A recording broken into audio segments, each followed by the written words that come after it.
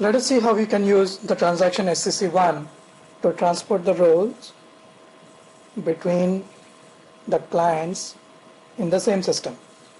Now we are in client 800 of the DEP system, and the DEP our system contains the clients 800, 810, 811 and 812. So you have, as you see, you have multiple clients in the same system, DEP. So what we are going to do, we using SCC1, we'll transport the role from client 800 that has been created in client 800 to client 811 using the transaction SCC1. Now let us see to transport the roles, you have to go to the transaction PFCG. We are going to transport this role z:test underscore transport underscore using underscore SCC1. Now this role exists in client 800. Now let us make sure it doesn't exist in client 811. So we are in client 811 now, and let us go to PFCG and select the role and say change. At the bottom of the screen says role does not exist. So we are okay. So using the transaction SCC1, we are going to transport this role from client 800 to client 811. So let us go to client 800 where you have the role,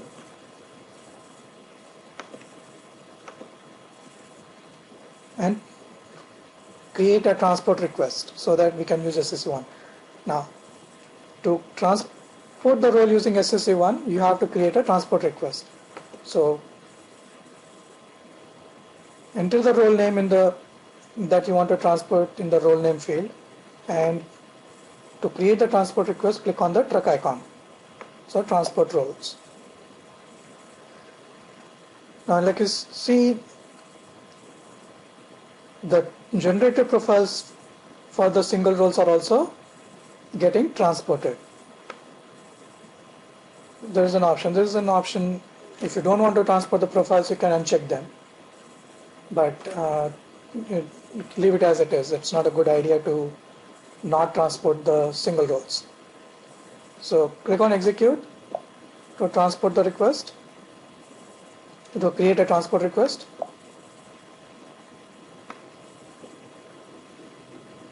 Click on continue and you'll get this box, choose objects box. So let's create a transport request, transporting roles using SCC1. Click on save. So the transport request that got created for this is DEPK900087. So let's copy this and click on continue.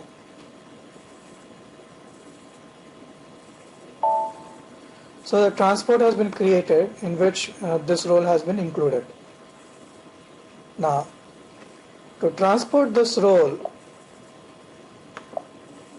into client 811 or 810, you can either use the transaction SCC1, or you can download this role into your desktop and then upload it into 811 or 810. Whichever mechanism you want to prefer, you could do that. But in this example, we are going to see the transport using SCC1. So the transport request has now been created. Now you go to the target client, that is client 811, and execute the transaction SCC1.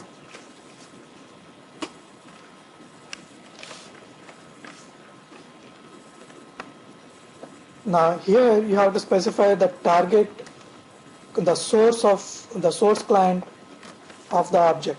In our case, we created the role in 800, so the source client is 800. Then you put in the transport request that was created, and then you select including request subtasks. then click on start immediately. So you get an information box, confirmation box saying copy client specific data from source client to target client. Say yes. And the system will start the process of transporting the role or copying the authorization data from 800 to 811. After the process is done, at the bottom of the screen you should get a message saying program ran successfully. Now let's go back and you'll see the logs for that activity that was performed. Now let us go to transaction PFCG, and you are in client, it's still in client Y811, and now you see the role has been transported, and it has been transported with the profiles that was generated in 800. Now whether you can perform or whether you can use the transaction SCC1 in a particular client, in this case 811, or not, is dependent on your client settings. Now we were able to perform SCC1 in client 811 because the client settings allowed us to do it. For example, if we want to successfully use SCC1, then the client setting should be automatic changes to recording and changes to repository and client cross-client customizing allowed. This should be the combination of setting that needs to be set for the client if you want to use SCC1. Now let's say if this is not the client, if this is not the combination, let's say if we say no changes allowed, and let's say for example we say no changes to repository and cross-client customizing. Let's save it. Let's say this is your settings. Now if I use SCC1,